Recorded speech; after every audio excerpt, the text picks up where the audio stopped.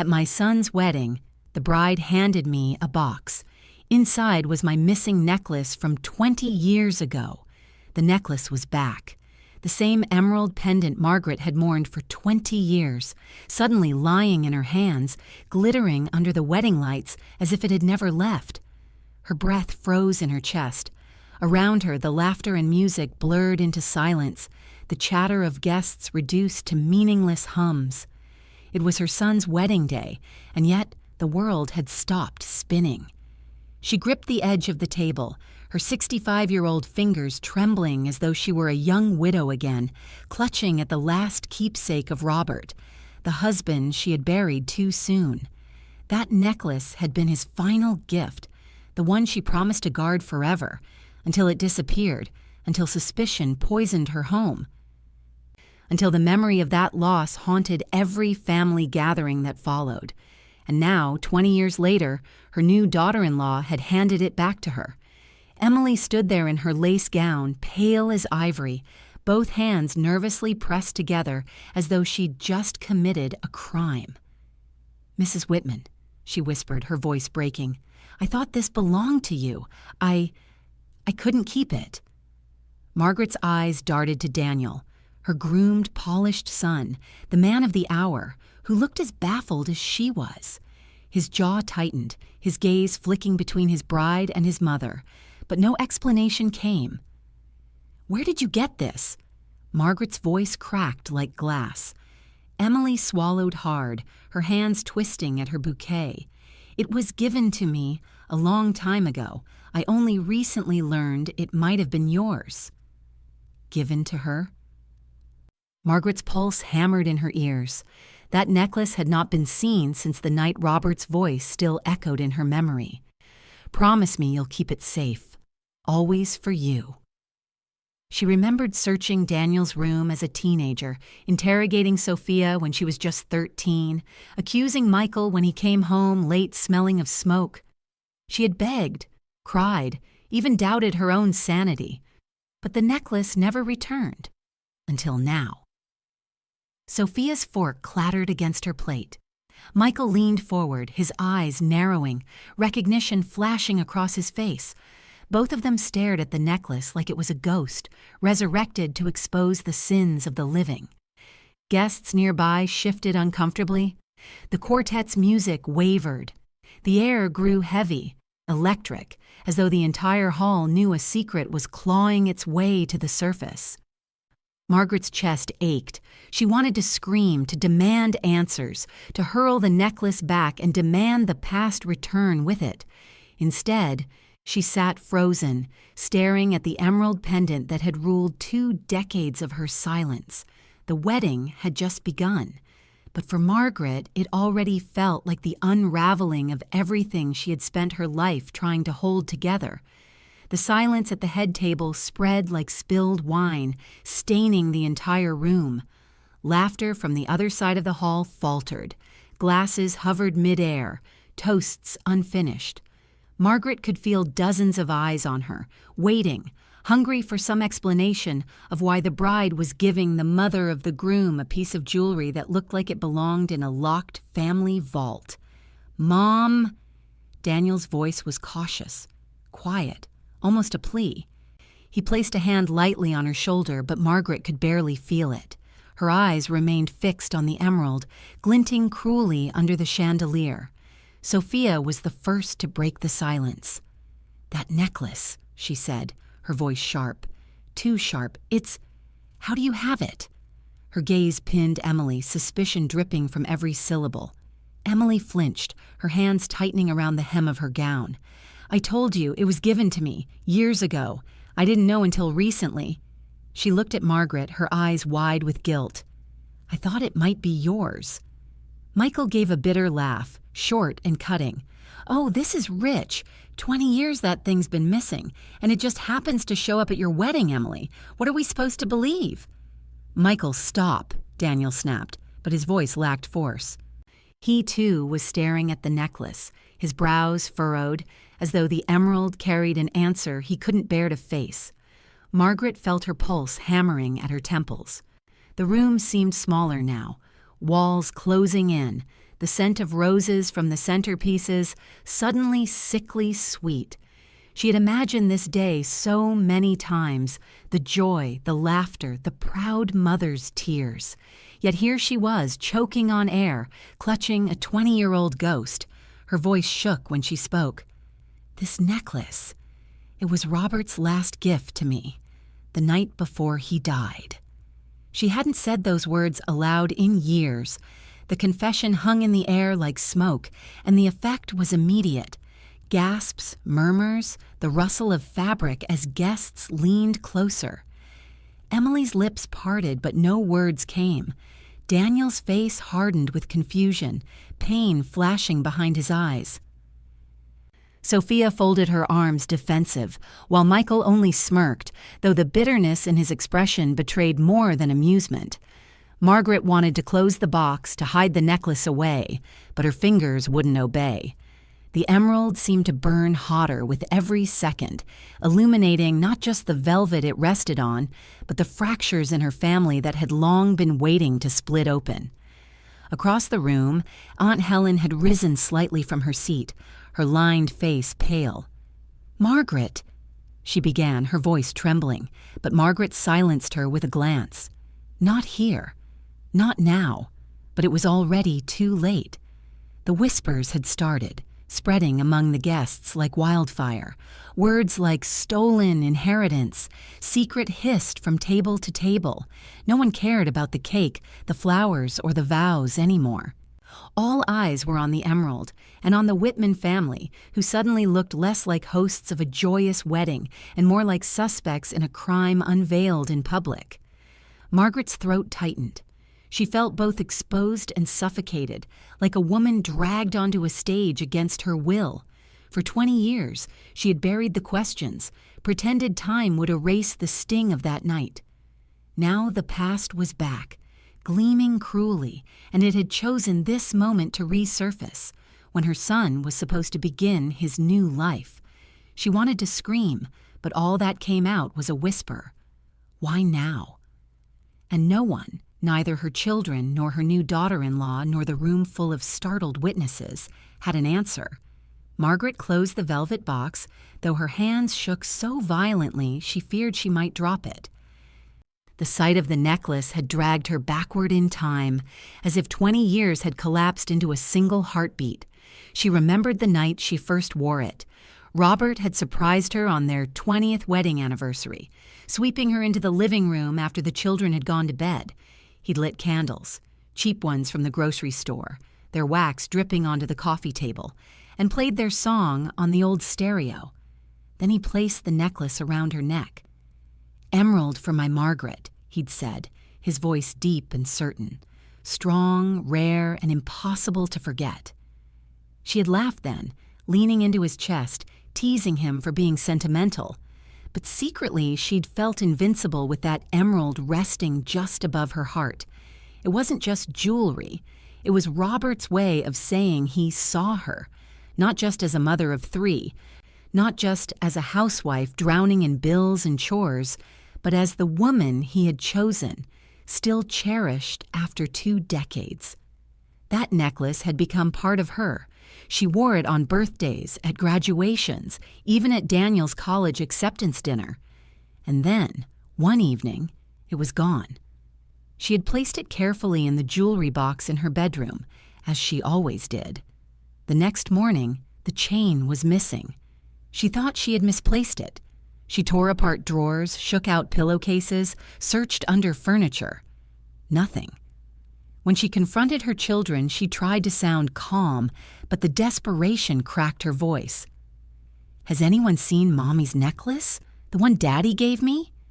Daniel, 16 at the time, swore he hadn't touched it. Sophia only shrugged, her big brown eyes clouded with teenage indifference. Michael, 12 and reckless, denied it so quickly she didn't know whether to believe him or not. She asked Robert's sister, Helen, if she had borrowed it. She even accused the housekeeper, who quit a week later in tears. No answer ever surfaced. That night, she sat alone on the edge of her bed, staring at the empty velvet slot in the jewelry box. Robert had been gone only 3 months then, and the necklace had been the last thread tying her to him. Losing it felt like losing him all over again. Margaret buried her face in her hands. She remembered thinking, maybe God is punishing me. Maybe I wasn't careful enough. Maybe I don't deserve to keep what he left behind. The pain of that night never dulled, not even after 2 decades. And now as she sat at her son's wedding with the emerald glinting once more, the memories returned sharper than ever, cutting open wounds she had worked so hard to scar over. The days after the necklace disappeared felt like walking through fog, thick, suffocating, and endless. Margaret tried to carry on as if nothing had changed, but every time she glanced at her children, suspicion shadowed her thoughts. Daniel, 16, had just started dating. He came home late, smelling faintly of cologne and rebellion. She wondered if he had taken the necklace to impress some girl, to prove he could offer her something valuable. Each time she asked, his eyes flashed with hurt. "Mom, I swear I didn't touch it. Why won't you believe me?" But the doubt clung stubbornly, even as guilt gnawed at her for accusing him. Sophia, only 13, was at that fragile age where everything felt like judgment. Margaret caught her once, standing in front of the mirror, trying on her mother's earrings. When confronted, Sophia rolled her eyes, muttered, "Whatever," and stormed upstairs. The memory still stung. Margaret couldn't decide if her daughter's indifference was innocence or defiance hiding guilt. And then there was Michael, 12, restless, constantly in trouble at school. Teachers complained of missing lunch money, broken windows, fights on the playground. When the necklace vanished, Margaret's first instinct had been to search his backpack. She found nothing, but the look he gave her, wide-eyed, wounded, was worse than any discovery. "You think I'd steal from you? From Dad?" he'd shouted, voice cracking. "I'm not a thief!" The house grew quieter after that. Meals around the dining table turned stiff, conversations clipped.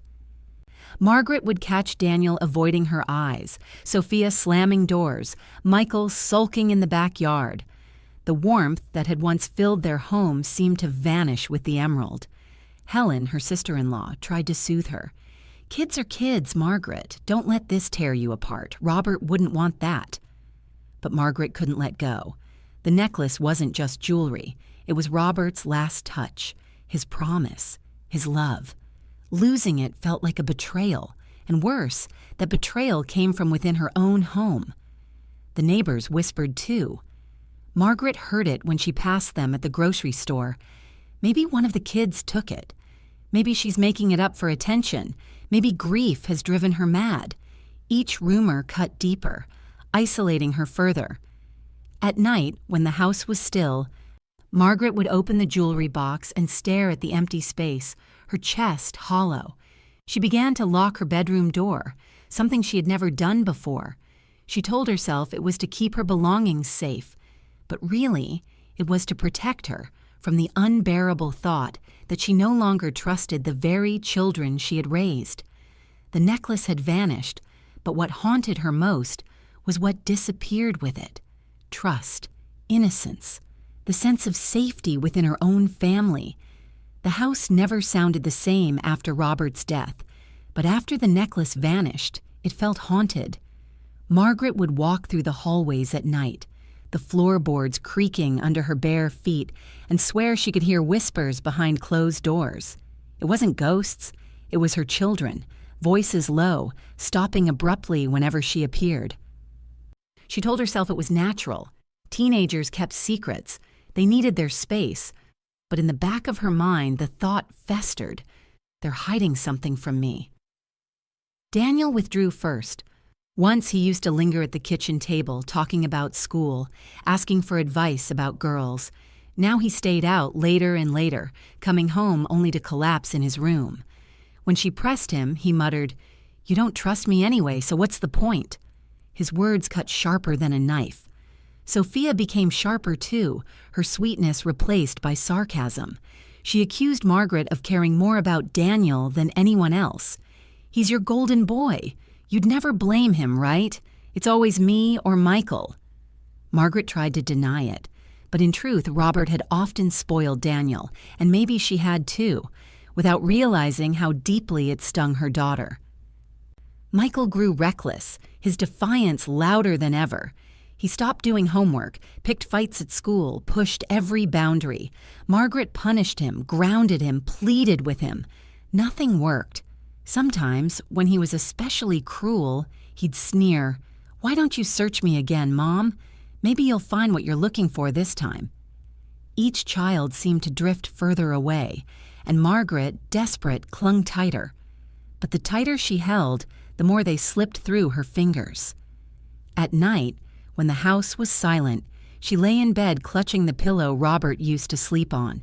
She'd press her face into the faded cotton, breathing in a scent that had long since vanished. The memory of his voice was her only anchor. "Promise me you'll keep it safe." She whispered back into the darkness. I tried, Robert, but it's gone. And with it, I'm losing them." Helen visited often in those years, bringing casseroles and polite smiles, but her eyes carried pity. "You have to forgive them, Margaret. Whatever happened, they're still your children." But Margaret couldn't let go. The necklace wasn't just a possession. It had been a lifeline, a piece of Robert's love she could touch, hold, protect. Without it, everything felt fragile. The house, her family, even her own identity as a mother seemed brittle, ready to shatter with the next blow. And so she carried the loss in silence. To the outside world, she played the role of the dignified widow, holding her family together. But inside, she was hollow. Every birthday candle, every holiday meal, every family photo without Robert was another reminder. She was keeping a family intact that no longer trusted her, and she no longer trusted them. The years passed, though they never softened. Margaret learned to wear masks, smiles at church, polite chatter at neighborhood barbecues, a calm tone at PTA meetings. To the outside world, she was the strong widow who carried her family through grief. Inside, she was a woman who had buried more than her husband. Daniel graduated high school, then college. He moved out, chasing a career that made him both admired and absent. Margaret went to his ceremonies, clapping until her palms stung, but the distance between them was measured in more than miles. Every hug felt shorter, every phone call briefer. He never mentioned the necklace, but she sometimes caught a flicker in his eyes, as though he remembered those accusations years ago.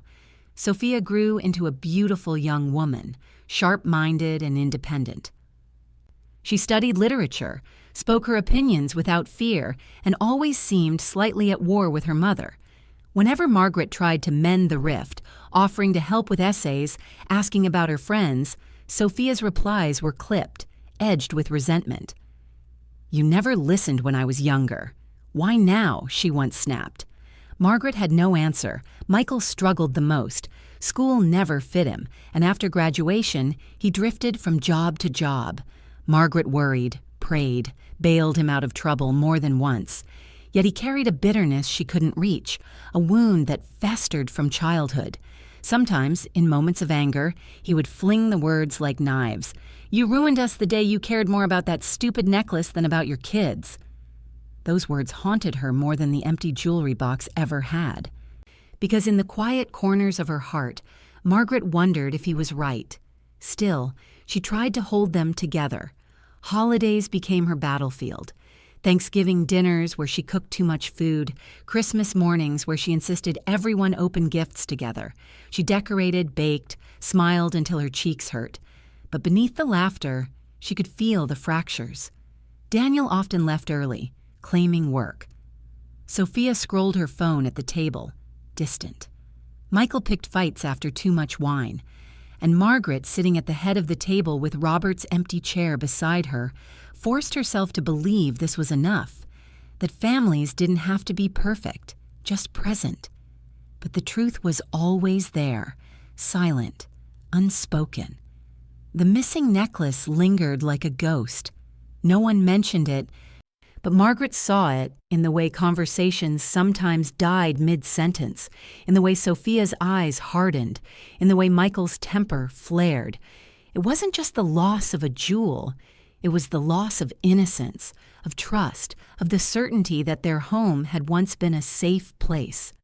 So Margaret buried it. She locked the memory in the back of her mind, sealed behind layers of denial and duty. She told herself the past was gone, that Robert would want her to move forward. But even as the years piled on, she never stopped touching the hollow of her throat, where the emerald had once rested, like reaching for a heartbeat that was no longer there. Margaret first met Emily on a rainy spring afternoon.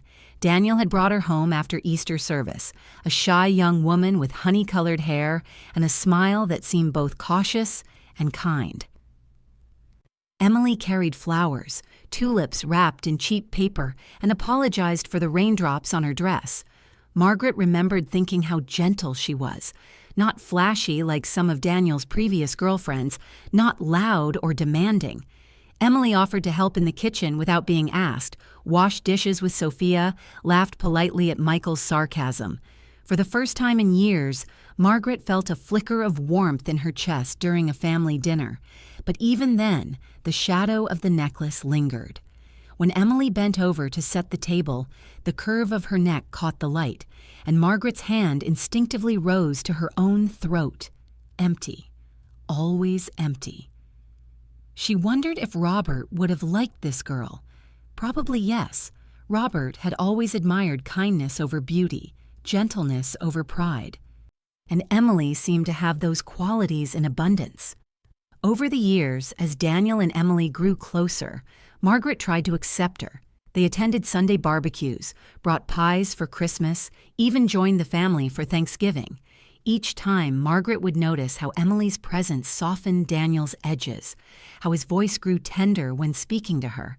For that alone, she was grateful. And yet, beneath the gratitude, there was always that quiet ache. The necklace had never been found, but its absence ruled the room like a silent judge. Holidays and celebrations carried an invisible shadow, and Margaret often caught Sophia watching her with guarded eyes, or Michael avoiding the living room when conversations grew too heavy. The family had learned to live around the silence, as though tiptoeing around a buried landmine. Margaret told herself she had moved on. She stopped mentioning the necklace, stopped letting the grief creep into her words. She locked it in a private corner of her heart, the way one hides a scar under clothing. To her children, she became a woman who never spoke of it again. But alone, at night, she sometimes whispered Robert's name and reached for the empty hollow at her collarbone. No matter how hard she tried, she could not forget the way the emerald once glowed there, a promise of love that now felt like a curse. And so, when Emily handed her that velvet box at the wedding, Margaret's world cracked open.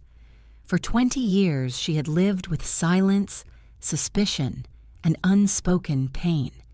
She had built her life around an absence. Now, the absence had returned as presence.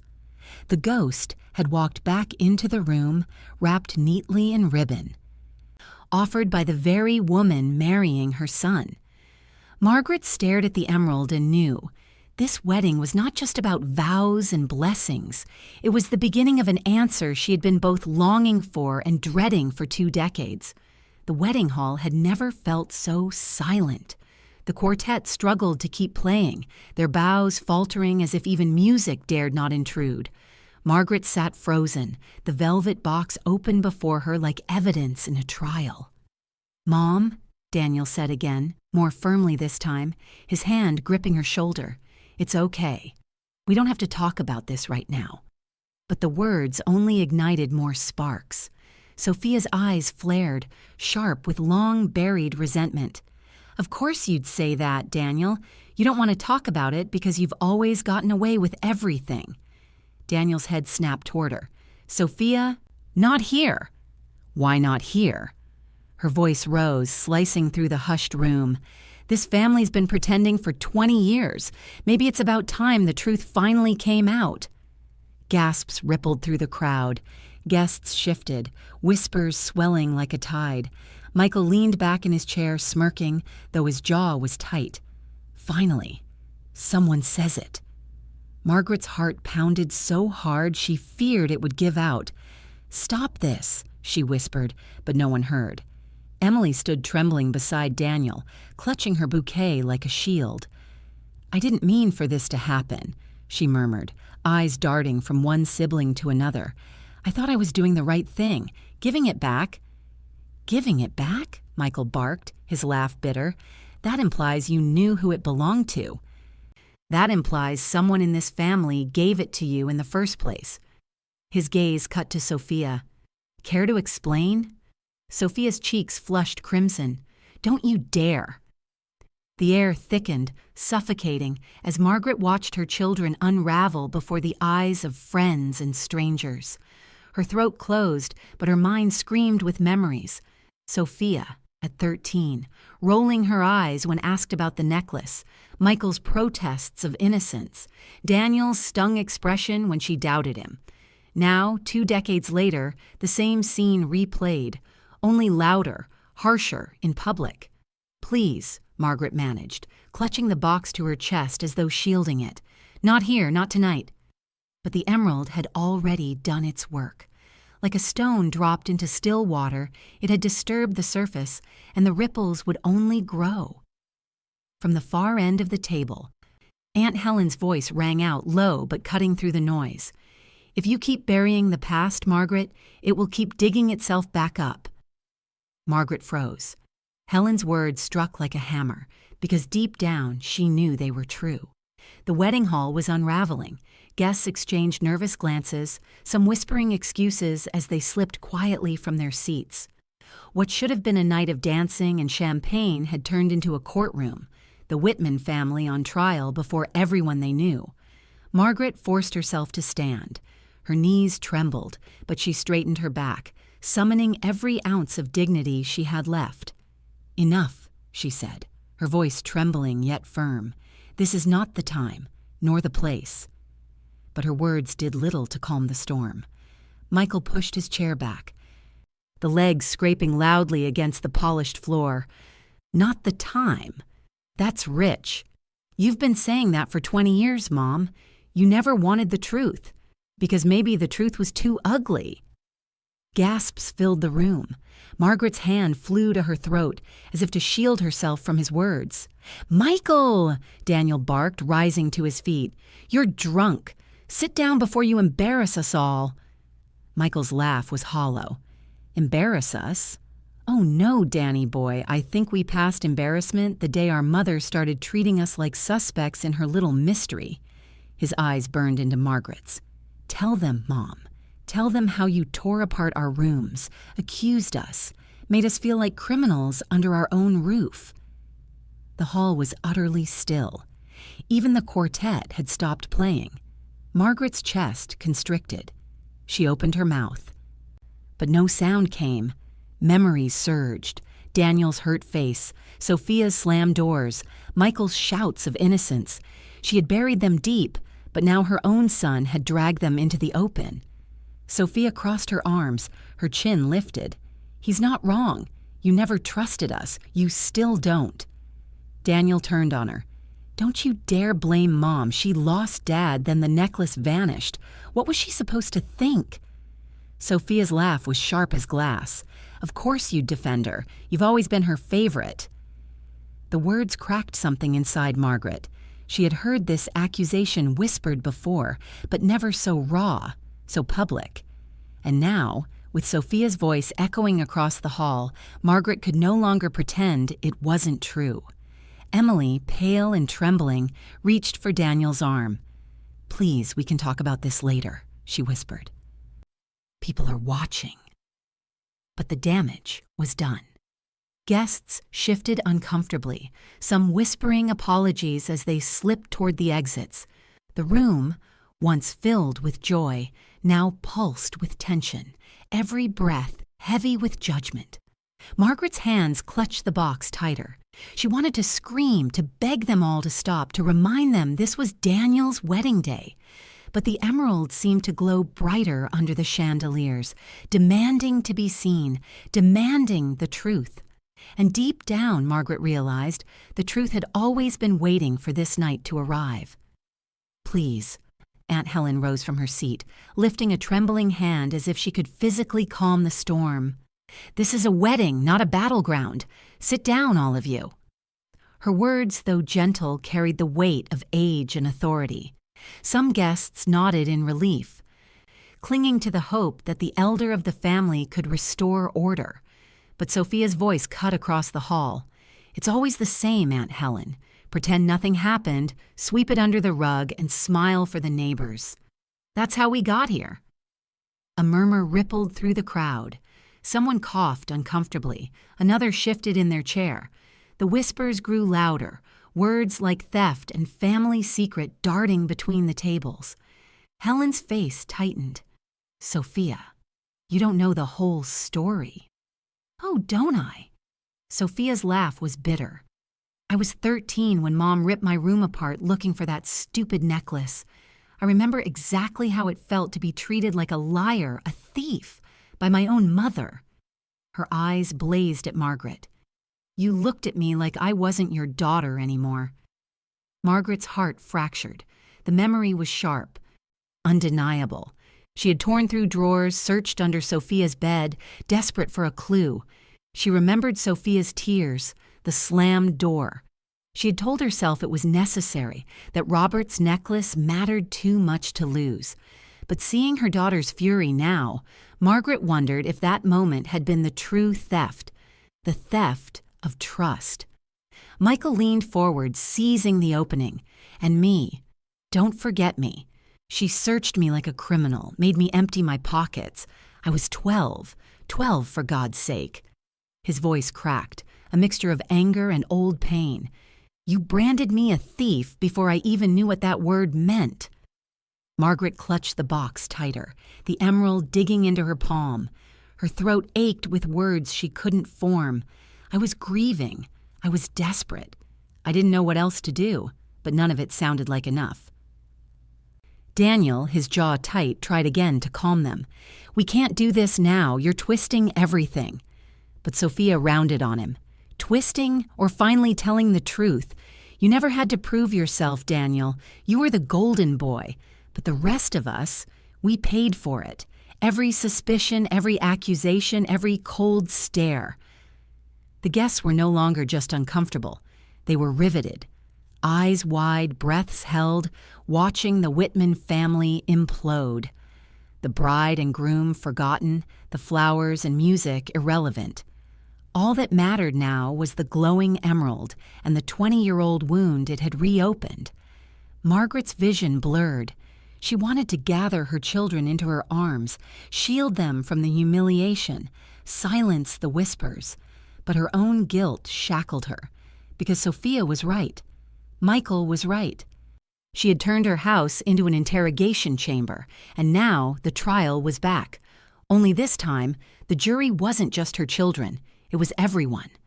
Emily's hands shook so badly that her bouquet slipped, scattering white roses across the floor. She bent quickly to pick them up, but her trembling fingers betrayed her. All eyes fixed on her, the quiet bride who had suddenly become the center of the storm. "I never wanted this," she whispered, her voice barely audible over the restless murmurs.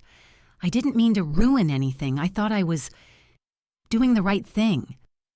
Daniel crouched to help her, his voice urgent. "Emily, stop. You don't owe anyone an explanation." But Michael's laugh cut through like a blade. "Oh, yes, she does. She just dropped a bomb on this family, and now we're all supposed to sit here and smile? No. Let's hear it." Sophia glared at him, but her face was pale. "Michael, shut up." Emily clutched Daniel's sleeve, her eyes darting to Margaret. It wasn't mine to keep. Someone gave it to me years ago. I thought it was just a gift, something borrowed, something pretty. I didn't know it belonged to Mrs. Whitman until much later." The hall went silent. The words "someone gave it to me" hung heavy, poisonous. Guests leaned forward, breathless.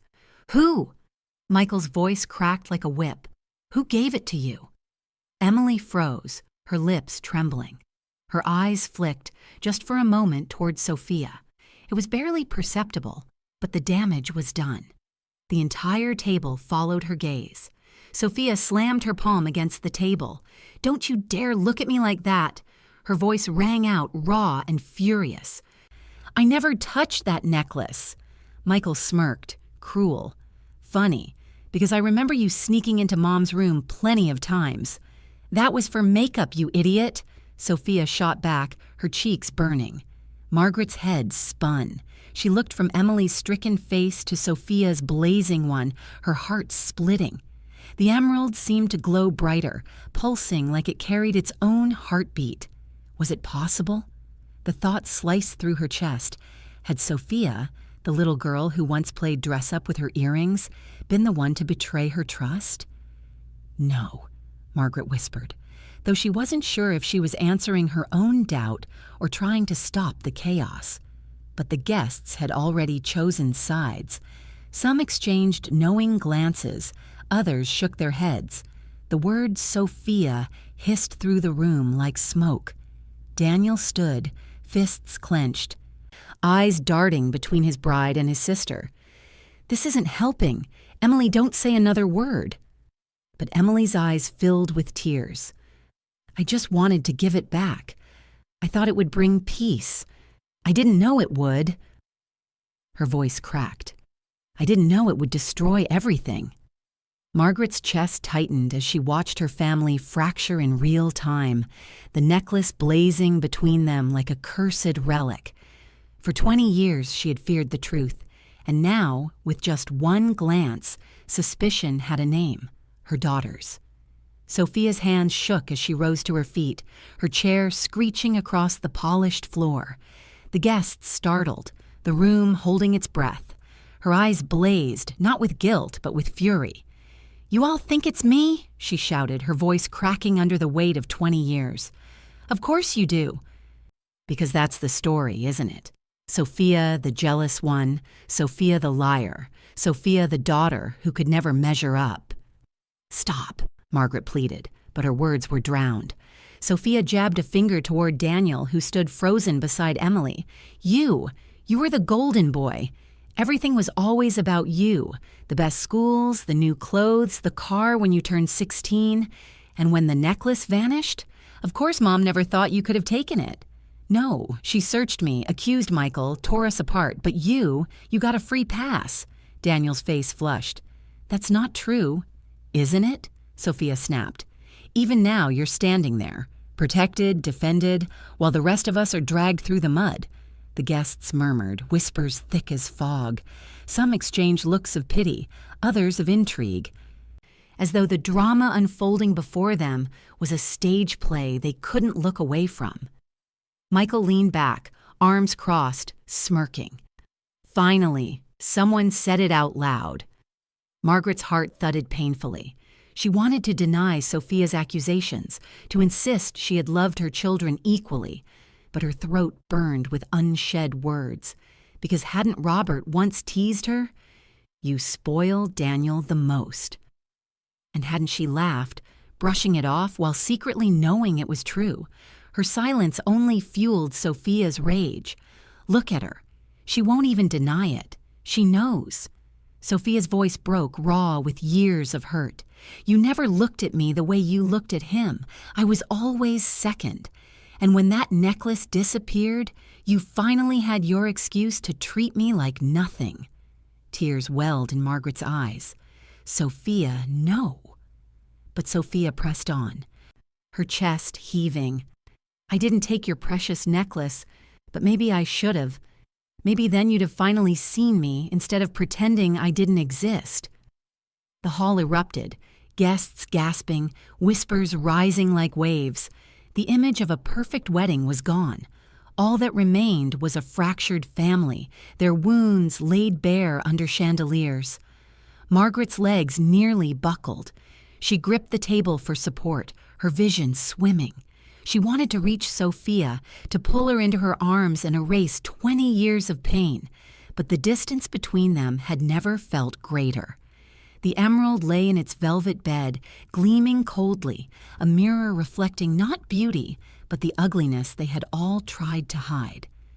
Daniel stepped forward, his face tight with anger. "You think I asked for any of that?" His voice boomed across the hall, startling even the string quartet who had long since lowered their bows. "You think I wanted to be the one Mom leaned on after Dad died? Do you have any idea what that felt like? Being 16 and suddenly responsible for holding everything together?" Sophia's eyes widened, but only for a second. Then her jaw hardened. "Don't you dare play the martyr. You had opportunities I could only dream of. You got the best of everything while Michael and I were treated like leftovers." Daniel's hands clenched at his sides. "I worked for everything I have. I studied, I sacrificed. You think it was handed to me? No, I earned it." Michael barked a laugh, bitter and raw. "Earned it? Please. You got head starts we never had. Mom and Dad poured everything into you. By the time it was our turn, there was nothing left." The words stung Margaret like whips. She raised her hands, desperate. "That's not true. I tried." But Sophia cut her off. "Tried? You never tried with us. You assumed the worst, always. Daniel could do no wrong, but Michael and I? We were suspects in our own home. We were guilty before we could even defend ourselves." Daniel's chest heaved as he turned on her. "You're twisting everything. Mom wasn't perfect, but she loved us. She held this family together when everything was falling apart."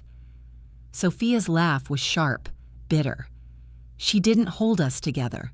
She chained us to her grief, and we've been bleeding for it ever since." The room was electric, the air thick with decades of resentment finally unleashed. Guests sat stiff, some openly staring, others pretending to look away but unable to stop listening. Emily clutched Daniel's arm, whispering his name, but he shook her off. His eyes blazed at Sophia. "You don't get to stand here and rewrite history just to make yourself feel better. I was there too, remember? I lost Dad too." His voice cracked, then steadied, sharp as a blade. "But instead of blaming Mom, I stepped up. You just turned bitter." Sophia's face flushed, her eyes glistening with unshed tears. "Bitter? You call me bitter? Fine, maybe I am. But at least I don't hide behind perfection.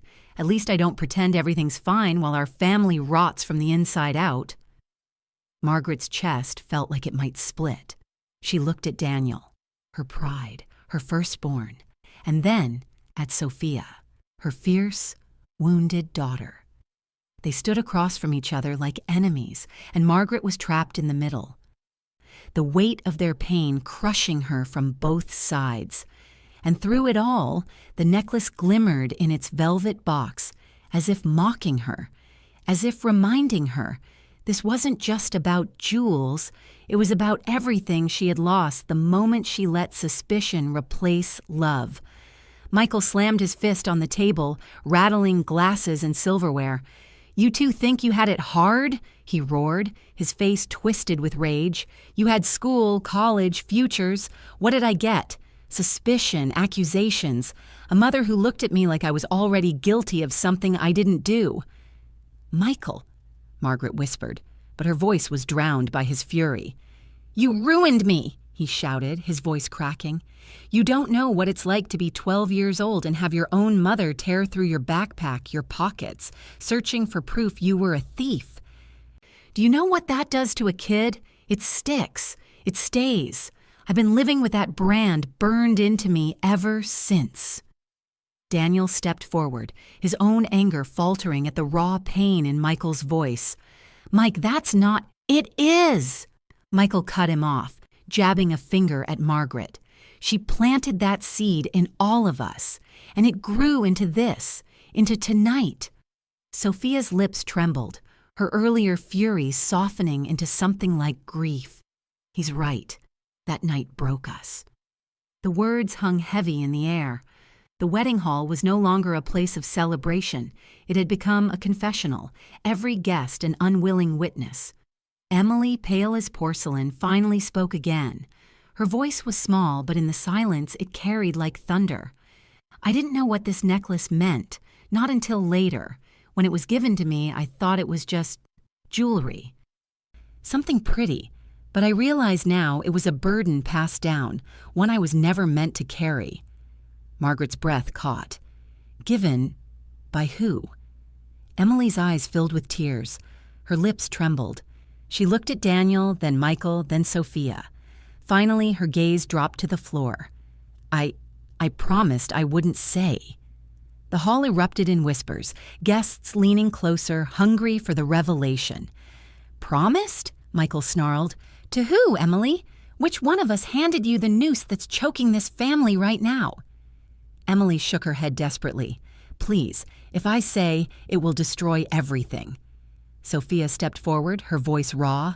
Look around, Emily. It's already destroyed. Margaret clutched the velvet box to her chest, her heartbeat thunderous. She wanted to scream at Emily to speak, to rip the truth into the open no matter how ugly. But another part of her, the mother, the protector, begged for silence, for mercy, for the fragile pieces of her family not to shatter completely.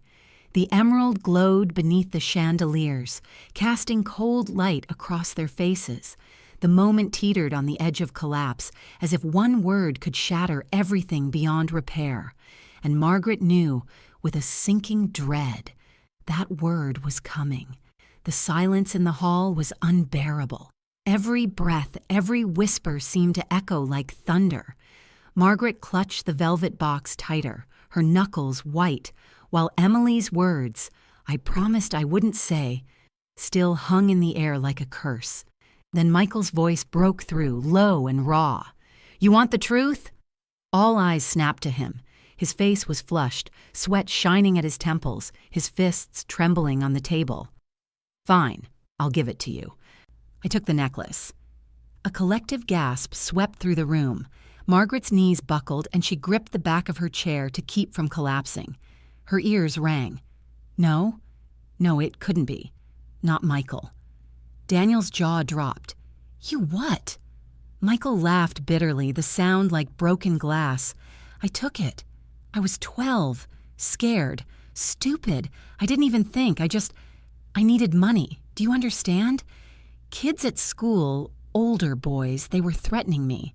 I thought if I pawned it, I could buy them off, make it stop. Sophia's eyes widened in horror. Michael! The room erupted in whispers. Pawned? Threatened? The words rippled through the guests. Margaret's vision blurred. She heard her son's confession as if from underwater. The emerald, Robert's last gift, his promise, stolen by her own child, not out of malice but desperation. Her lips trembled. Why didn't you tell me? Michael's voice cracked. Because you never would have forgiven me. You already thought I was a thief, so I became one. I panicked. I pawned it, and when I tried to get it back, it was gone. Someone else had claimed it.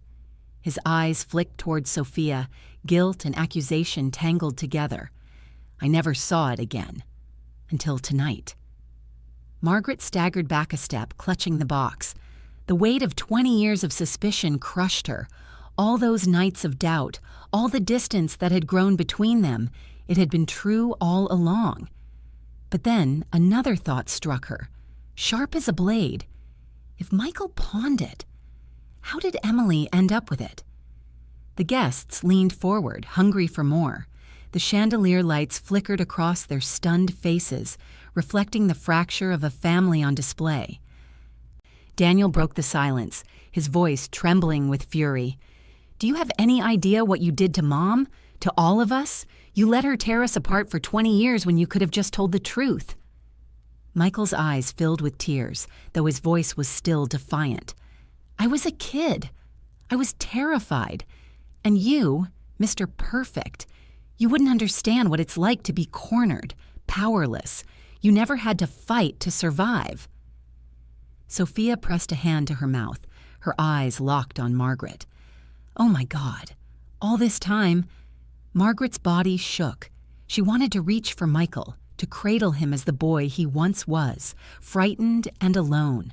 But the betrayal sliced too deep. The room spun, and her voice came out barely more than a whisper. You were my son. Robert's son. How could you? Michael's chest rose and fell as though every breath cost him. His hands gripped the edge of the table, knuckles pale, his eyes darting between Margaret and the guests. I didn't mean for it to disappear forever, he said hoarsely. I thought I'd have time to get it back, but when I went back to the pawn shop, it was gone. Gone, Daniel snapped. What does that even mean? Michael swallowed hard. Someone else had already bought it. The clerk told me it was sold the very same week I pawned it. I begged him, offered everything I had to find out who took it, but he said it was confidential. He wouldn't give me a name, just gone. The words rang like a hammer in Margaret's ears. Sold, bought. As if Robert's necklace was nothing more than merchandise, a trinket passing through strangers' hands. Her stomach twisted. Sophia's voice was sharp. So you're telling us all this time none of us had it? It was out there. God knows with who, for 20 years? Michael nodded, his expression bitter. I searched, you know. I went back year after year, hoping it would turn up again. Pawn shops, estate sales, anywhere. Nothing. The whispers among the guests grew louder, disbelief and intrigue mingling. They leaned in, as though the family's misery was a tale spun just for them. Margaret pressed a trembling hand to her mouth. All these years, I thought it was one of you.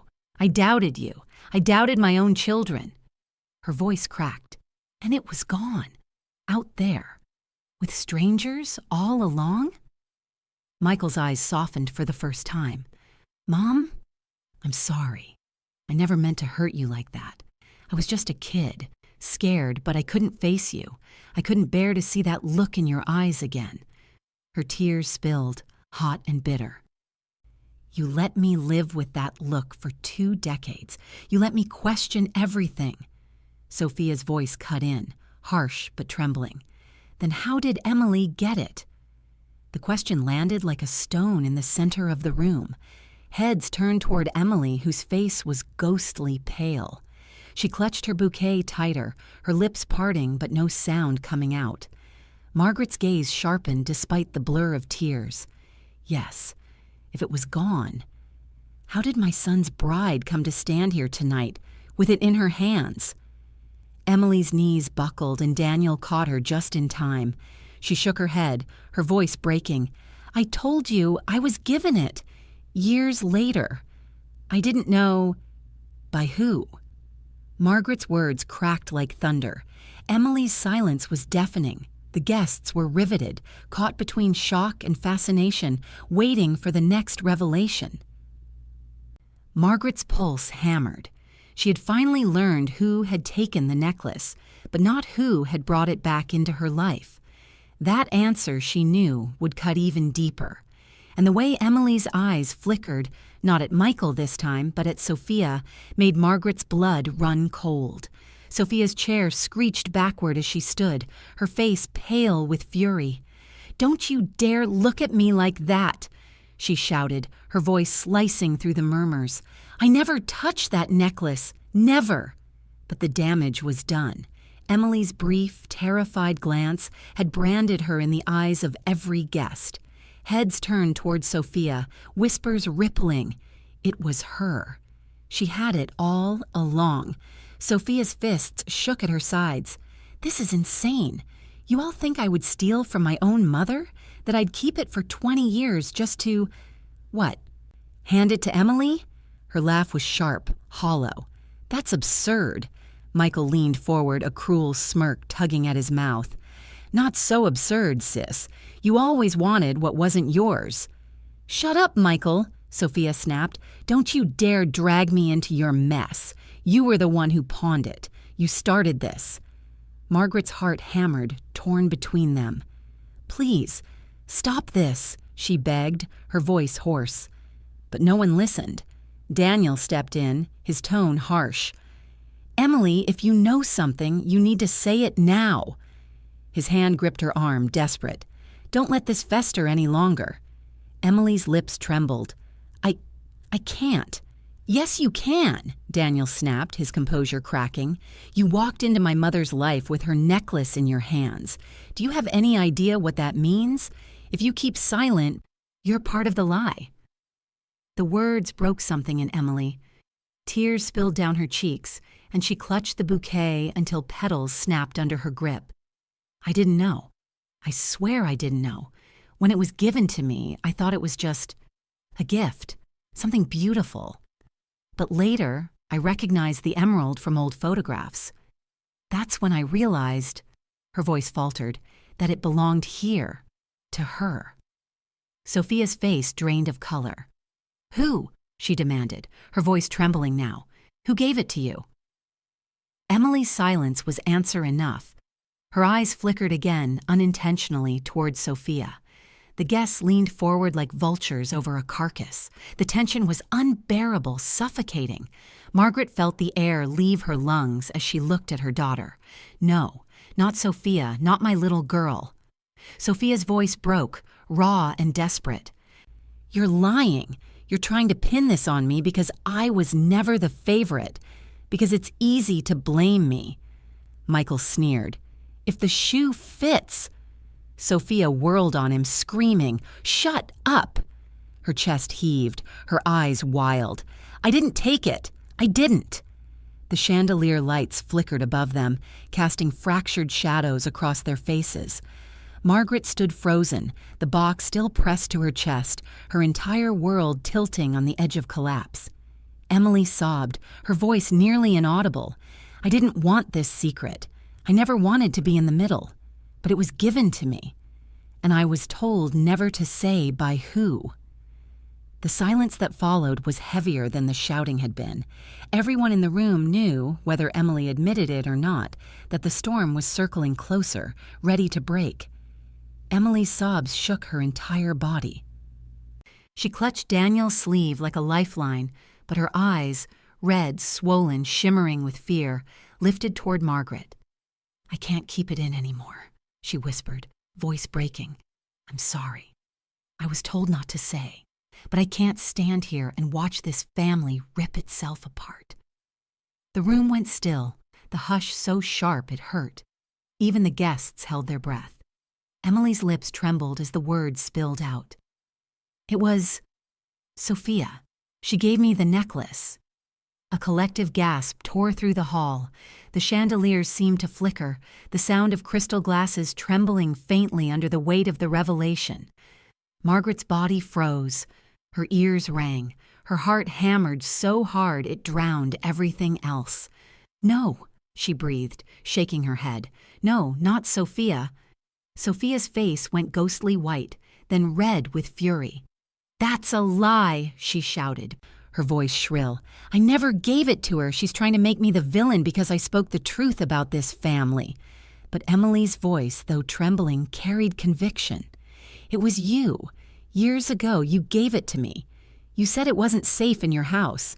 You said it would only cause pain if your mother found it again. You made me promise never to tell." Sophia's whole body shook. "She's making this up. Why would I hold on to something I never even had?" She turned wildly to Margaret, her eyes frantic, begging, "Mom, you have to believe me." Margaret couldn't breathe. Her daughter's voice reached her ears, but the only thing she could see was the image of 13-year-old Sophia standing in front of the mirror, her earrings in her hands, her eyes rolling with defiance. The memory seared itself into the present like a brand. Michael broke the silence with a laugh that was half snarl. "Well, well, guess the golden boy wasn't the only one protected. Looks like little sister had her secrets too." "Shut up!" Sophia screamed, her face blotched with anger and tears. "I never touched it." But the tide had already turned. The guests' eyes shifted, weighing, judging. Some leaned back in disbelief, others whispered. the name Sophia hissing across the room like poison. Daniel's voice cracked as he tried to steady Emily. "Why didn't you tell me before?" Emily looked at him helplessly. "I didn't know it mattered this much. I thought I was honoring her wish. I thought I was protecting the family." Margaret's knees gave out and she collapsed into her chair. Her chest heaved, a sound tearing from her throat that was neither sob nor scream, but something broken in between. Her daughter, her Sophia, was now the center of betrayal, her name forever linked to Robert's necklace. The emerald glimmered in its box, mocking her with its cold beauty. For 20 years, Margaret had longed for the truth, and now, faced with it, she almost wished she had never known. The wedding hall had become a courtroom, every eye turned towards Sophia as if she were already guilty. Margaret sat collapsed in her chair, the necklace box heavy against her chest, her tears blurring the faces of her children. "Mom, please," Sophia's voice cracked, raw with desperation. "You have to believe me. I never gave it to her. I never even saw it after it disappeared." But Emily's voice came again, trembling yet firm. "You did. I remember your words. You told me it was dangerous. You said it carried more grief than joy. You said it wasn't meant to stay in your house." Sophia shook her head violently. "No, that's not true. Why would I ever say that?" Margaret's lips parted, but before she could speak, a voice from the crowd interrupted. It was Aunt Helen, her old hands gripping the edge of the table. "Because it's the truth," Helen said softly, her tone both sorrowful and sharp. All eyes turned to her. Margaret blinked, stunned. "Helen?" The old woman nodded slowly. "I shouldn't have kept it from you, Margaret. But Robert came to me before he died. He told me the necklace wasn't just a keepsake. He wanted Sophia to have it. He said it was hers by right." The hall erupted with gasps. Sophia staggered back as if struck. "What?" Margaret's world tilted. The words sliced through her like knives. No, that can't be. Robert gave it to me. He gave it to me." Helen's eyes glistened with regret. "He did. But afterward, he came to me. He said he wanted to change things. He said Sophia reminded him of himself, her fire, her stubbornness, her hunger to be seen. He believed she would carry the necklace with strength. He asked me to keep it safe in case you couldn't accept it." Margaret's breath hitched, as though the floor had fallen from beneath her.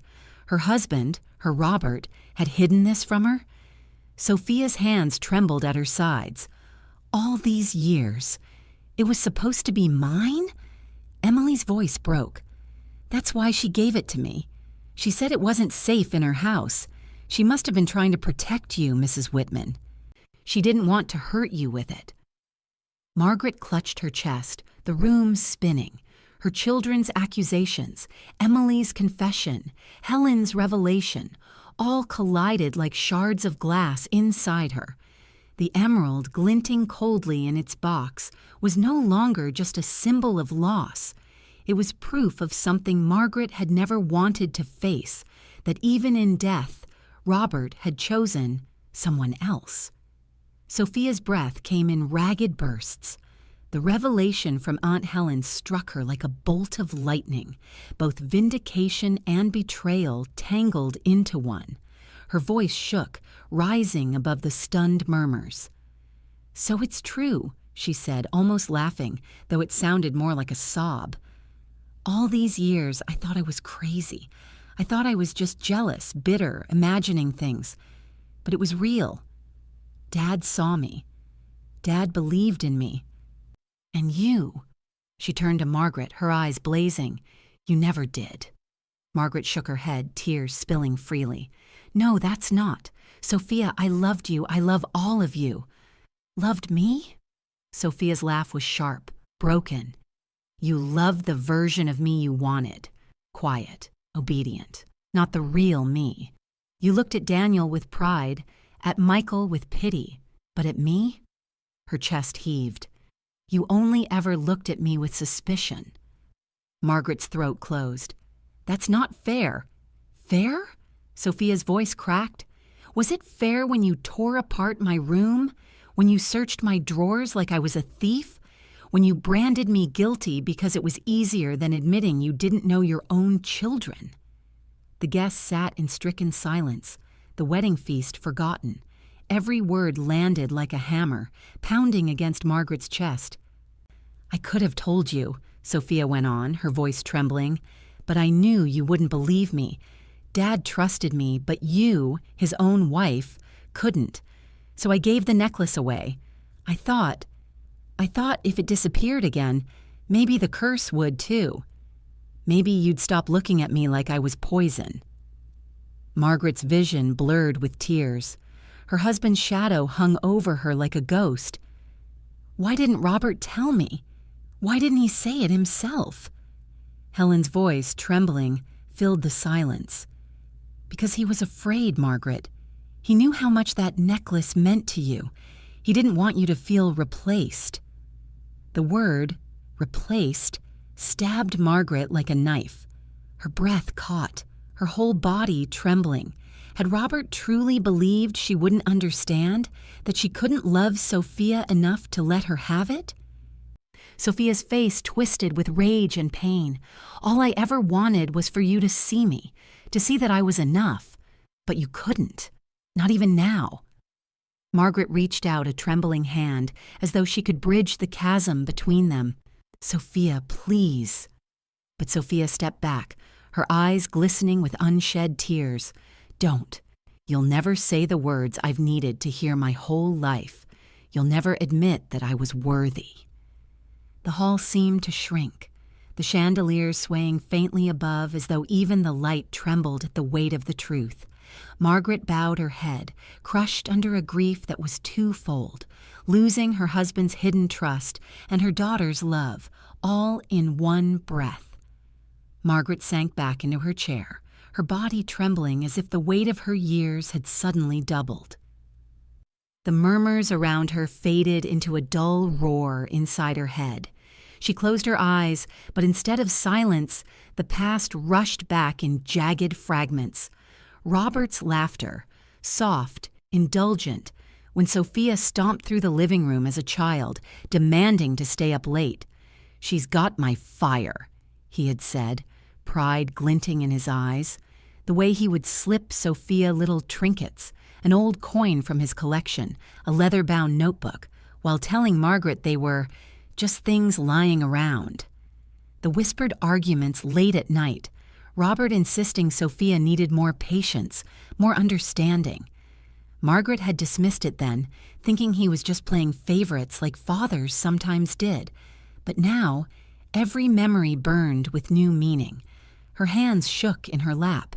Had Robert seen something in Sophia that she herself had missed? Had he tried to prepare Sophia for a legacy Margaret had never known was hers to give? Sophia's voice broke through the haze. "You never believed me, Mom. But Dad did. He saw me. That's why he chose me." The words sliced Margaret's chest open. She wanted to scream, to deny, to shout that it wasn't true. But deep down, the memories betrayed her. Robert had treated Sophia differently, subtly, quietly, as though protecting a secret. Tears blurred her vision as another memory surfaced. Robert sitting at his desk, pen scratching paper late into the night. When she'd asked what he was doing, he'd quickly covered the page, smiling in that guarded way of his. "Just business," he had said. A cold dread swept over her. Business, papers, documents. Could it have been his will? Her breath hitched as her gaze fell on Helen. The old woman's eyes were downcast, guilty. Margaret's voice came out cracked and hoarse. "Helen, what else aren't you telling me?" Helen looked up, her face etched with sorrow. "Margaret?" She hesitated, then sighed deeply. "Robert did more than give Sophia the necklace. He changed his will. He left something for her, something only she was meant to know." Gasps rippled through the hall again, louder, sharper, like knives cutting the air. Sophia's head whipped toward her aunt. "What?" Margaret's hands flew to her mouth. Her whole world tilted violently. Robert had written her out. No, not out, but he had written something separate, something secret. The guests leaned in, ravenous for the revelation. The chandeliers cast fractured light over the broken family, every sparkle like a shard of truth, slicing open old wounds. Margaret could barely breathe. No, he wouldn't have. But in her heart, a terrible certainty was already taking root. Aunt Helen's confession hung in the air like smoke, choking everyone in the room. Margaret's fingers clutched the velvet box so tightly that her nails dug into the fabric. Her voice trembled, a ghost of itself. No, Helen. Tell me that isn't true. Tell me Robert didn't change everything without me knowing.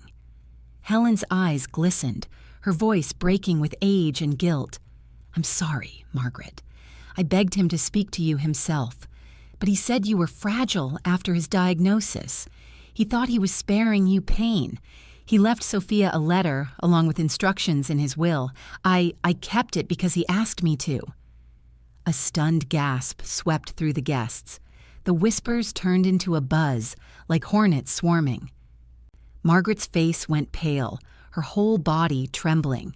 A letter? He wrote her a letter? Her gaze shot to Sophia, raw with a mixture of anguish and disbelief. And you? Did you know? Sophia shook her head violently, her voice cracking. No, I never saw a letter. I didn't know until tonight what he had done. I swear, Mom. But Emily's soft, trembling voice cut in. He did write one. Sophia showed it to me. Years later. The room erupted in a wave of shock. Heads turned, eyes wide, breaths caught in throats. Sophia spun toward Emily, her face contorted in horror. Emily, no! But it was too late. Emily, pale as porcelain, looked at Margaret with tears streaming down her face. It wasn't malicious. She didn't flaunt it. She only showed me because she was overwhelmed. The letter said Robert wanted Sophia to inherit the necklace. And more. Something in his estate. He said she would understand him best. Margaret's world shattered. The room tilted, the chandeliers spinning above her. A keening sound escaped her throat as she clutched her chest. Robert had chosen Sophia, in writing, in his last words. Gasps and murmurs spread like wildfire among the guests. Michael looked stunned, Daniel's face turned grim, and Sophia stood frozen, as if the ground beneath her feet had opened up. Margaret staggered to her feet, pointing a trembling finger at her daughter. All this time, I doubted you. I punished you. And yet it was true. He chose you. Her voice cracked, torn between rage and grief. Even in death, he didn't choose me. Sophia's eyes filled with tears. Mom, I never wanted to take anything from you. I just wanted you to see me.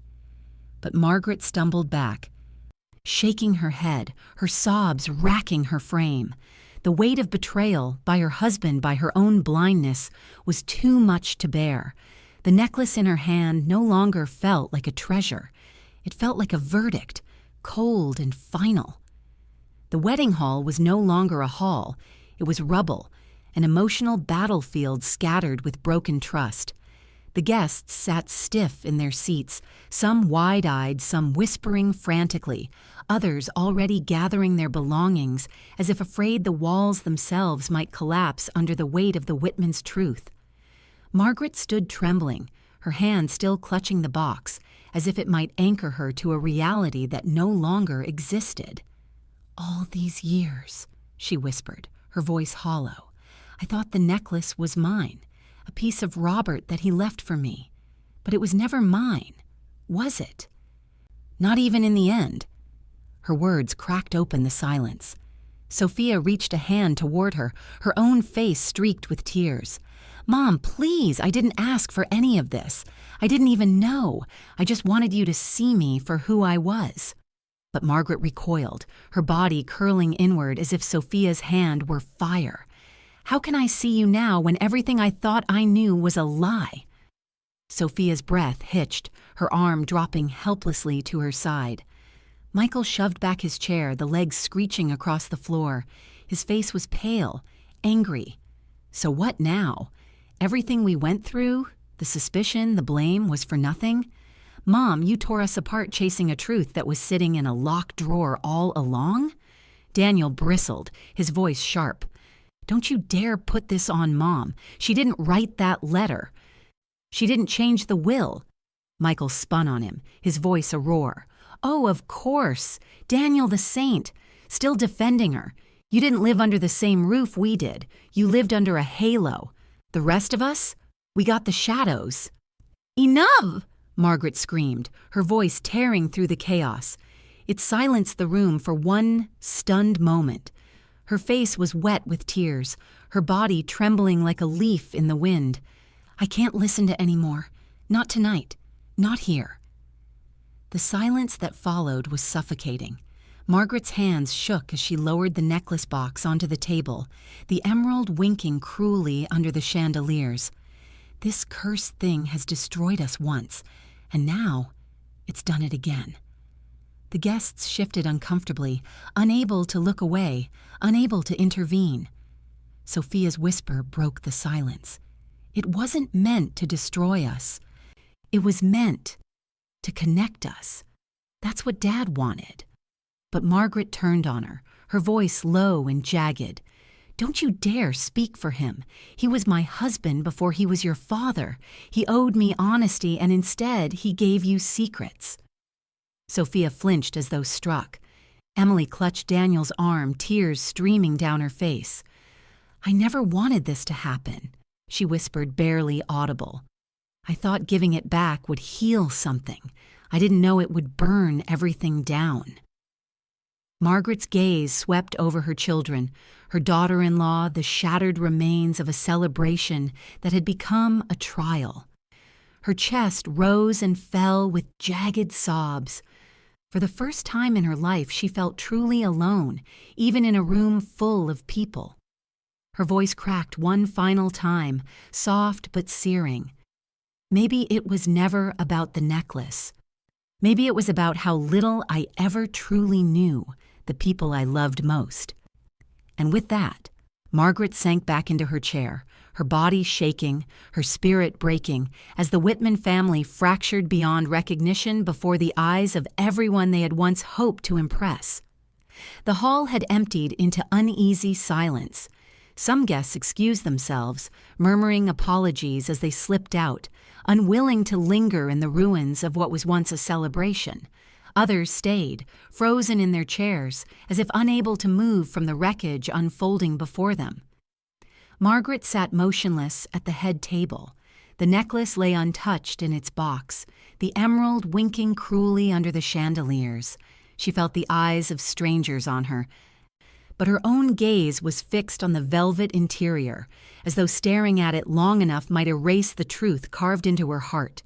She could still hear Robert's voice, tender and steady, telling her the necklace was forever hers.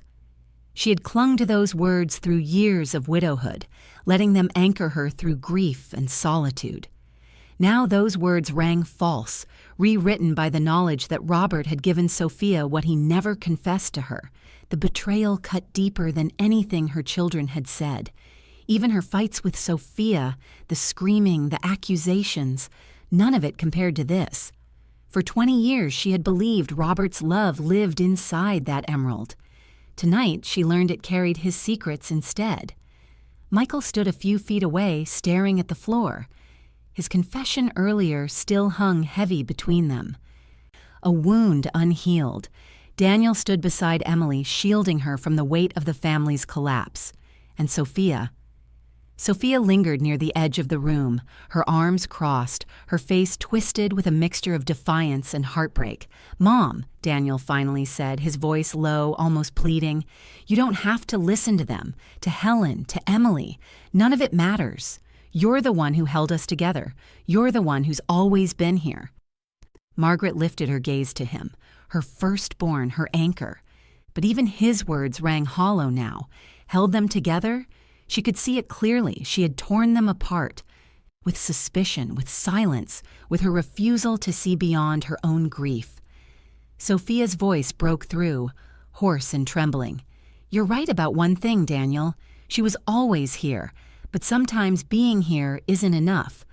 Sometimes being here means nothing if you don't actually see the people standing in front of you." Her words struck Margaret like another blow. She wanted to scream, to defend herself, to insist she had done her best. But what did her best mean anymore? A home full of locked doors and mistrust? A family that had grown up in the shadow of a missing necklace and a mother's broken heart? Margaret pressed her trembling hands to her face. She had thought Robert's death was the worst pain she could ever endure. But this unraveling of everything she believed about her family, was far worse. For the first time in her life, Margaret felt like a stranger in her own home, in her own blood. And as her shoulders shook, she whispered to no one in particular, "I don't know who I am without the lies I told myself." Sophia's heels echoed across the marble floor as she turned sharply and strode toward the exit. Her shoulders were squared, but her face was streaked with tears. Her mouth pressed into a trembling line. "Where are you going?" Daniel called after her, his voice laced with frustration. She didn't look back. Anywhere but here. The doors slammed shut behind her, leaving a hollow silence in her wake. Michael exhaled harshly, shaking his head. There she goes, always running, always making herself the victim. Daniel's jaw tightened. He stepped forward, pointing a finger at his brother. Don't you dare reduce her pain to theatrics. You have no idea what it's been like for her." Michael scoffed. "Oh, and you do? You, the golden child. You had her love.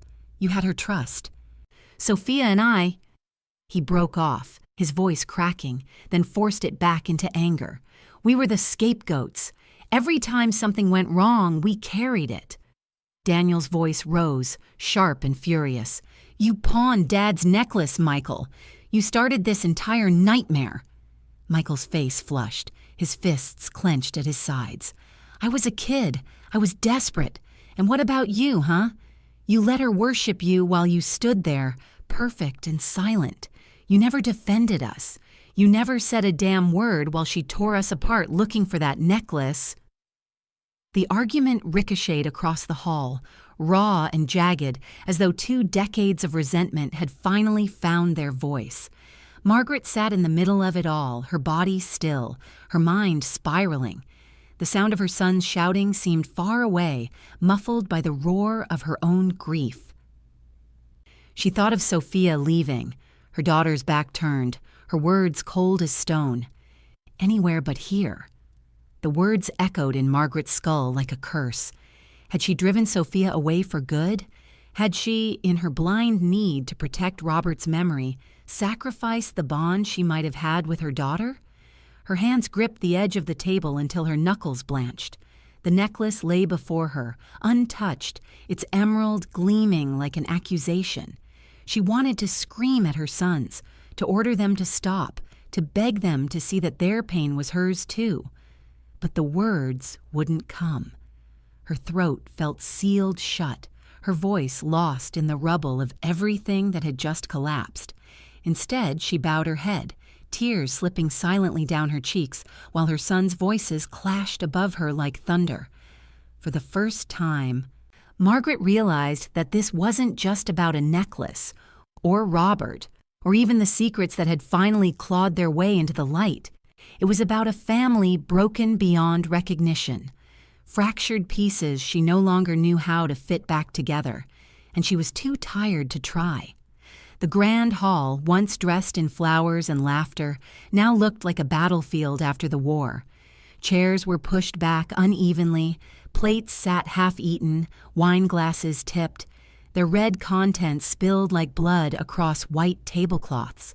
The faint echo of footsteps trailed off as the last of the guests slipped out into the night, unwilling to linger any longer in the ruin of the Whitmans. Michael stormed out without another word, his anger heavy in every footstep. Daniel lingered by the door, torn between staying and following, his hand still resting protectively on Emily's back. For a long moment he looked at his mother, as though trying to say something, but in the end he simply lowered his eyes and left quietly. The sound of the door closing behind him was like the final gavel of a judge, and Margaret was left alone. She sat in her chair at the head table, the necklace box before her. The emerald glowed under the chandelier like a cruel reminder that beauty could destroy just as surely as ugliness. The silence pressed in, heavy and suffocating. Margaret looked down at her hands, wrinkled, trembling, empty. She had given her life to this family. She had believed she was holding them together with her love, her rules, her vigilance, and yet here she was, alone, the center of a story that had ended not with unity, but with ruin. Her thoughts drifted back to Robert. She tried to summon the warmth of his touch, the steady comfort of his presence. But the memory was poisoned now, stained by secrets he had carried to his grave. Every smile she remembered seemed to flicker with shadows.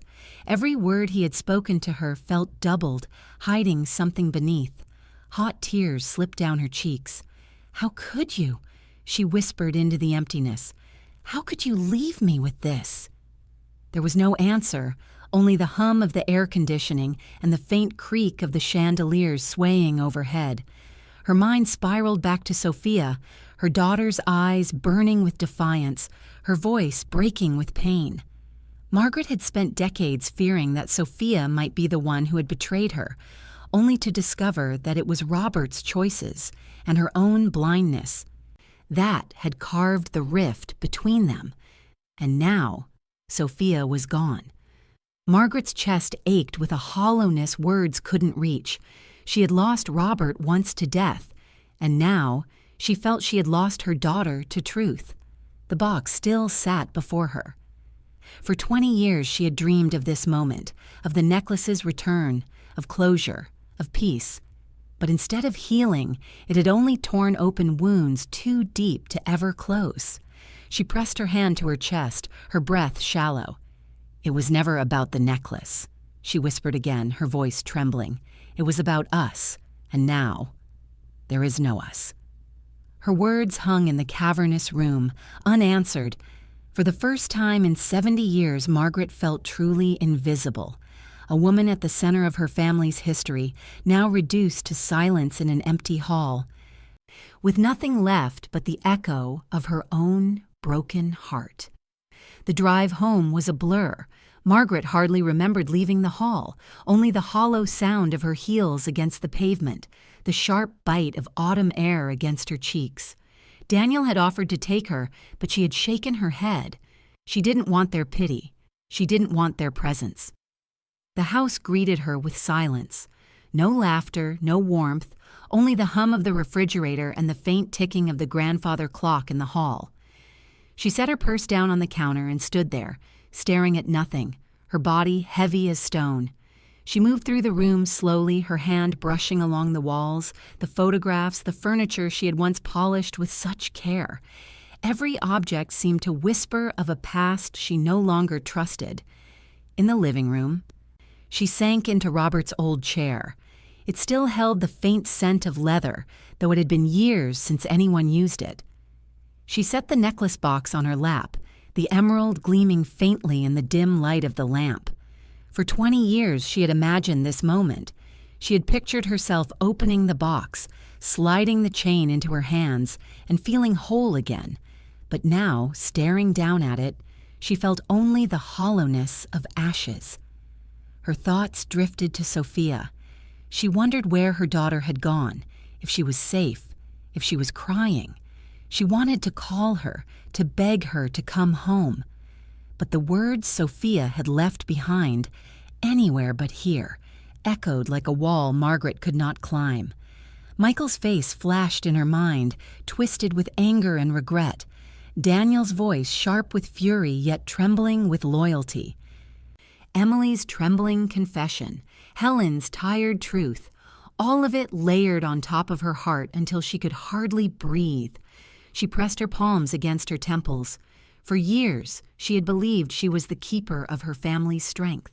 Now she saw herself for what she was, a woman clutching illusions, blind to the fractures spreading beneath her roof. The grandfather clock chimed midnight. The sound rolled through the house, heavy and solemn, like a tolling bell at a funeral. Margaret closed her eyes and whispered into the darkness, "Robert, was I ever enough for you?" The silence that answered felt heavier than any sound. Her shoulders shook as she wept quietly in the chair, alone with the necklace that had once been love, then loss, and now a curse. She realized with a pang, sharper than any knife, that this was the true aftermath, not the shouting, not the accusations, not even the revelations. It was this, sitting in a silent house, with no one left beside her, facing the emptiness she had spent her whole life trying to avoid. The night stretched long and silent. Margaret sat in Robert's old chair, her body curled inward, the necklace box still heavy in her lap. Outside, the wind rustled through the autumn leaves, a lonely sound that mirrored the emptiness inside her. Her tears had dried, leaving her face stiff and raw. She had no more sobs left, only the dull ache of exhaustion. She stared at the emerald in the dim light, wondering if it had always been cursed, or if the curse was simply her, clinging too tightly to what should have been let go. The house, once full of noise and chaos, was cavernous in its silence.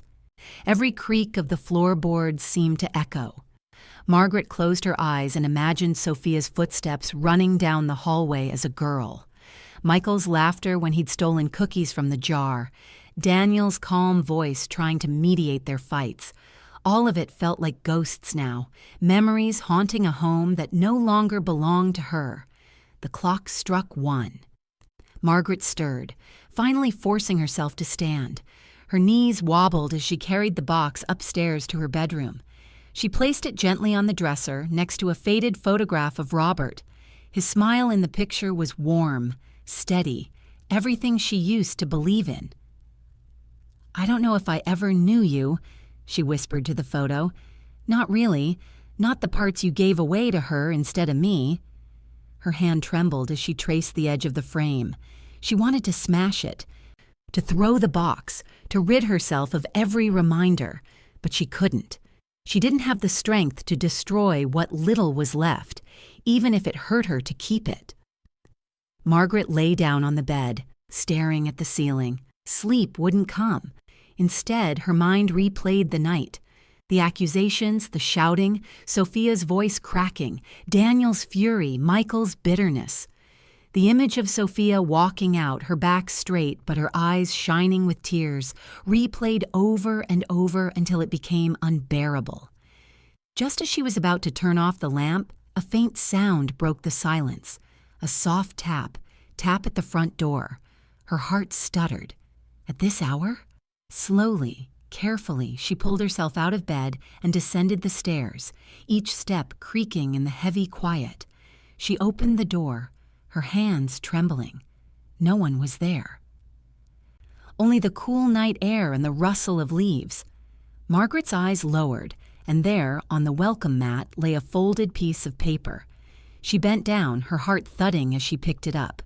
The handwriting on the front was shaky but familiar. Mom.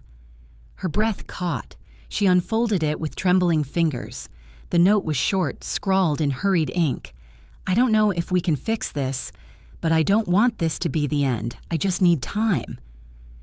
Sophia Margaret's knees gave way, and she sank to the floor, clutching the note to her chest. Tears returned, but this time they were different. Not just grief, but something softer, something almost like hope. For the first time since the necklace had resurfaced, Margaret allowed herself to believe that maybe, just maybe, the story of her family wasn't finished yet. The morning came gray and cold, the kind of dawn that carried no warmth. Margaret woke in Robert's old chair, her neck stiff, her body heavy from a night without sleep. The note from Sophia was still clutched in her hand, wrinkled and damp from tears. She unfolded it again, smoothing the paper with trembling fingers. The words were so few, so uncertain, yet they pulsed with a fragile thread of possibility. I don't want this to be the end. I just need time. Margaret read it over and over, her lips silently forming the words, as though saying them might keep them from fading. Each time, her heart ached, but beneath the ache was something new, something she hadn't felt in years. Hope. She rose slowly, carrying the note to the kitchen. The house was still, sunlight filtering weakly through the curtains. For the first time in decades, the silence didn't feel like an enemy. It felt like a pause, an unfinished sentence, waiting. Margaret poured herself a cup of coffee, her hand steadying against the counter. She thought of Sophia as a child, messy hair, stubborn eyes, always demanding to be seen. Margaret had fought her, resisted her, punished her. But maybe Robert had been right. Maybe Sophia's fire wasn't something to fear. Maybe it was something meant to be cherished. Her gaze drifted to the necklace box still sitting on the dresser in the next room. For so long, it had been a symbol of loss, of betrayal. But now, looking at Sophia's note, Margaret wondered if it could become something else. A bridge instead of a barrier. She didn't know if Sophia would return. She didn't know if Michael's anger could soften, if Daniel could let go of his blind loyalty, if Emily would forgive herself, if the family could ever gather again without the weight of that emerald. But for the first time, she allowed herself to believe it wasn't impossible. Margaret carried the note upstairs and placed it gently beside Robert's photograph. She touched the frame, her voice a whisper. Maybe I can't change what you did, Robert, but I can change what I do now. Her reflection in the glass looked old, worn, but her eyes, though rimmed with red, still held something alive. She returned to the chair, holding her coffee, the morning light warming her face. The pain hadn't vanished, the emptiness hadn't healed, but the letter in her pocket was a reminder that endings weren't always final. Sometimes they were beginnings in disguise. Margaret let out a slow breath. For years, she had lived for Robert's memory, for the necklace, for a truth she thought she needed. But now, for the first time, she thought of living for something else, for the chance, however small, of having her daughter back. And as the clock ticked softly in the quiet house, Margaret sat very still, holding her coffee close, her heart cracked but not shattered, waiting for time, for healing, for Sophia.